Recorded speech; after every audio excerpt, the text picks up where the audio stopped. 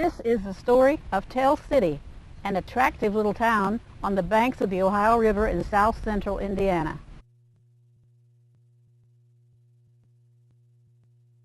Tell City is one of the few places in the world that was planned, financed, and partly constructed before the first settlers arrived. The Tell City pioneers were Swiss and German immigrants fleeing oppression and conflict. The Founding Fathers decided at the outset not to name any street after a king or tyrant. Streets running north and south were numbered, but the ones going east and west were named for great men of letters, the arts and sciences, names such as Washington, Jefferson, Franklin, Gutenberg, Pestalozzi, Humboldt, Fulton, Schiller, Mozart, Rubens, Tell, and Watt. Even with such distinguished names, most of the new streets were impassable by foot or wagon during bad weather. The first church was established by the Catholics in 1859. When the bishop arrived to dedicate a modest little frame building, he refused. The bishop said too many church members were home grubbing stumps out of their yards instead of attending their religious duties as they should on Sunday.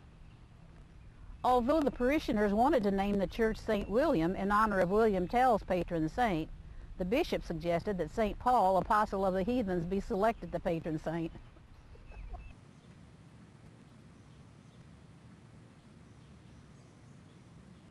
Greenwood, Tell City Cemetery, began in 1862. This was the first cemetery after the settlers got here. Very early they bought this land and formed this Greenwood Cemetery. Citizens built the first school in 1859. Classes were taught in both English and German. In addition to reading, writing, and arithmetic, the curriculum also included yodeling.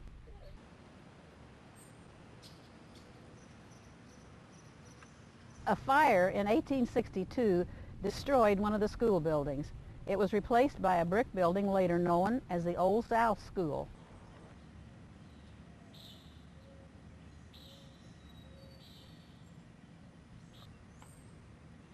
In 1860, the Tell City Fire Company was organized. Fire cisterns were located at principal street crossings and intersections.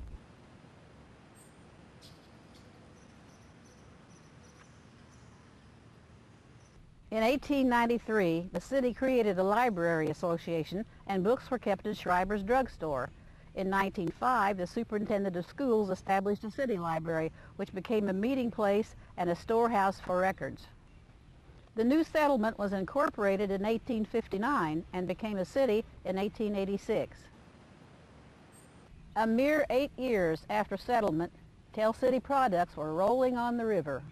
During just a 2-week period, the city exported 300,000 pounds of castings, 200 beds and bureaus, 400 dozen chairs, 20 cotton presses, 2 hay presses, 100 sacks of carded wool and cloth, 200 barrels of flour, 50 half barrels of beer, 20,000 feet of flooring and doors, 500 new kegs, 20 marble gravestones, 25 pairs of bellows, 6 wagons, and 12 spinning wheels. When Tell City was only 6 months old, the newspaper said, "Tell City is a marvel. There is nothing like its history and progress, and it has no precedent. It now has 11 miles of street, 70 feet wide through the forest, 1,500 people and 300 houses. This union of German and Swiss, of energy and economy, of thrift and industry will accomplish wonders." Life in Tell City was not always as rosy as the Cannleton newspaper reported. Some of the settlers simply ran out of money and had to return to their previous homes. Times were often lean for many who stayed. A Tell City Furniture Company employee said he'd worked a whole year before he was paid his first $5 in cash. And tradition has it that at the Tell City Chair Company, employees made chairs during the day, then carried them home at night, where family members helped weave the double cane seats. They carried the finished chairs back the next day to begin again.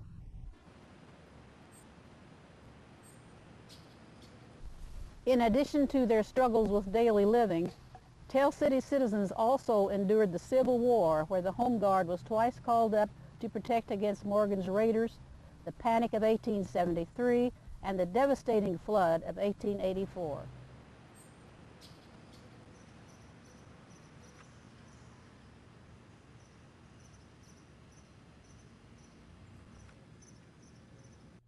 Even as they sometimes struggled, the people of Tell City always realized the factories and businesses were their lifeblood.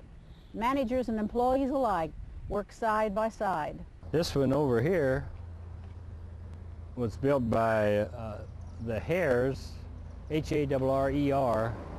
He was one of the first managers of the Tell City Furniture Company. Tell City Furniture Company was kind of a socialistic experiment in a way, because there was 18 or 20 men got together and formed an organization and built this Tell City Furniture Company. And they had no owners, no stockholders, and they worked many times without any money at all, trying to sell their products, get stuff going on their products. And right here shows how in the early days they would, the managers and the bosses would all build real close to the factory. Yeah, that was the original Tell City Furniture Company, which was one of the original manufacturing companies in Tell City, and was one of the most important. At one time they hired as many as 850 men. It's now been taken over by the William Tell Woodcrafters, by the Boarders, and they've done a terrific job keeping it going. While busily engaged in building Tell City and developing the industries, the Swiss and German forebears did not forget the elements which made life enjoyable. One of the settlers said, "The German and Swiss always had a good appetite, a wonderful thirst, and a jovial spirit. These were fun-loving people."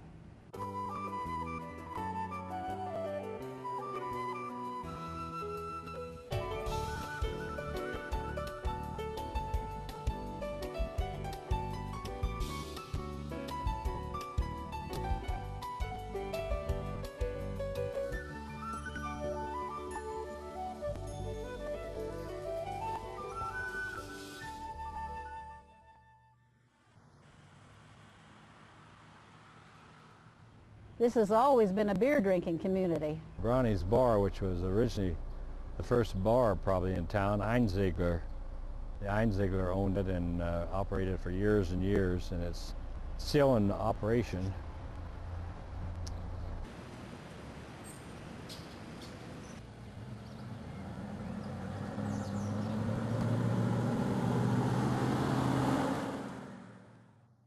During the first few months of the settlement, at least 3/4 of the crude log houses displayed the sign, "Beer."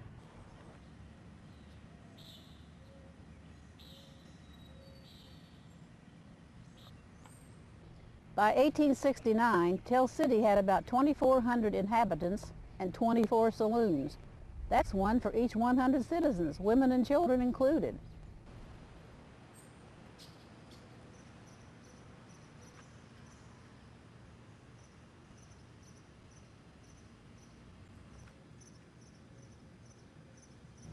Two local breweries supplied these saloons, about 3/4 of which had a beer garden, where whole families would gather on a Sunday afternoon and on evenings to have a jolly good time, singing, talking, drinking beer, and smoking cigars.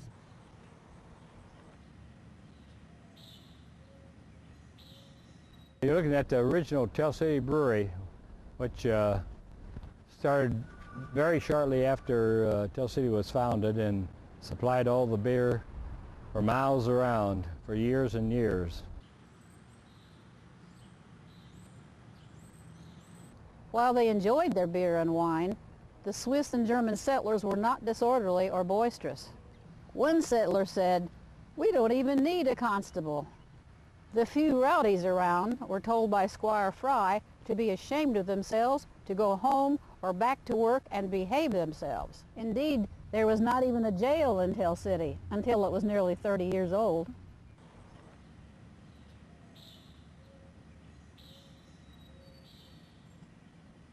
Tell City always had many social activities.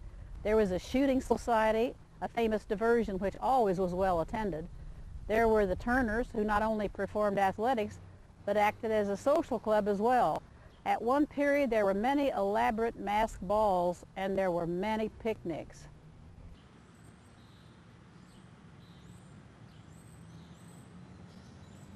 Tell City has always been a musical town. Even as the settlers were clearing the land, they gathered each evening for dancing and singing.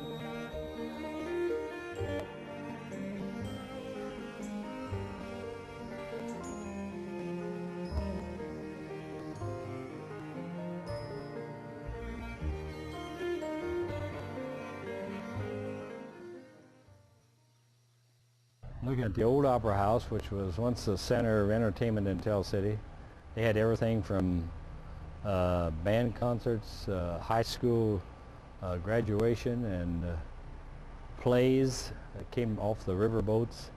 Often there would be as many as 3 balls going at one time with the whole town in attendance.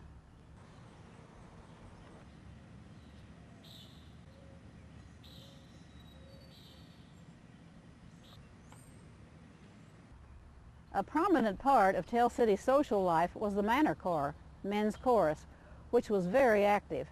Some of their originally composed music has survived to this day, complete to yodel parts.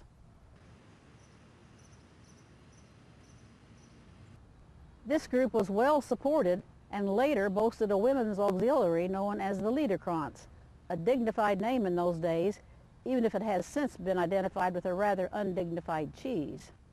The city always had good bands.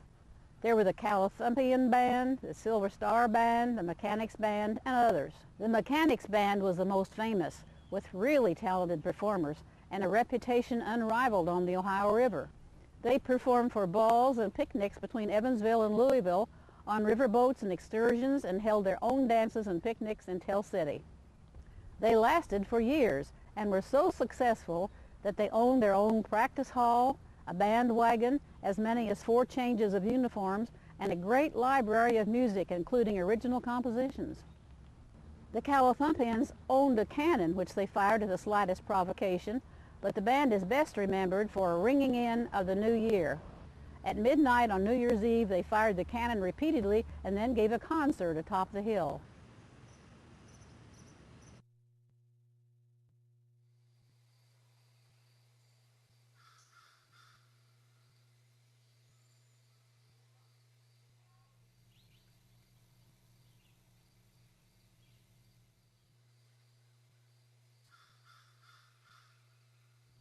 Tell City and the river are inseparable, physically, historically, emotionally. The city's river heritage has all the color of Mark Twain's Hannibal and all the glamour of floating palaces, and here comes the showboat. Boys aspired to and grew up to be captains and engineers. Yeah, that was built by a captain, riverboat captain.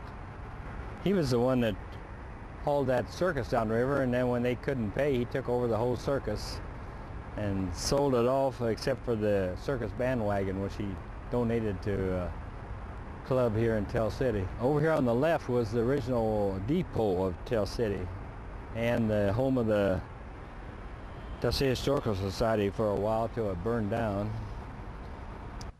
This was the largest and most important river port between Evansville and Louisville, greatly out of proportion for its size.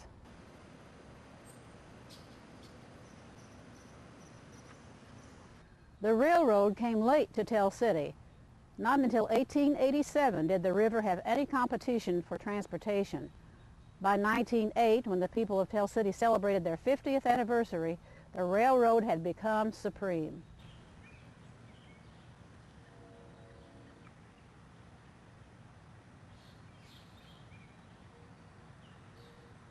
After the first 50 years, what a celebration took place.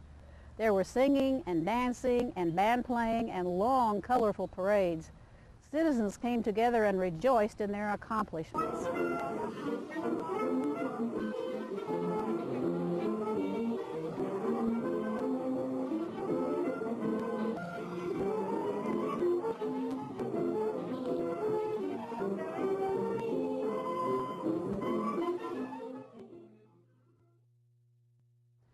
At the end of its first 50 years, it was obvious that Tell City would continue to grow.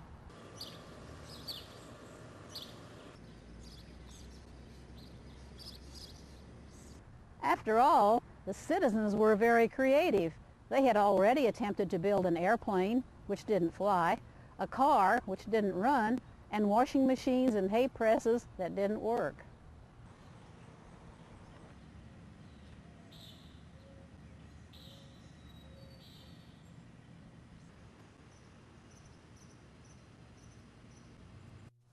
What the citizens had successfully done was make a city.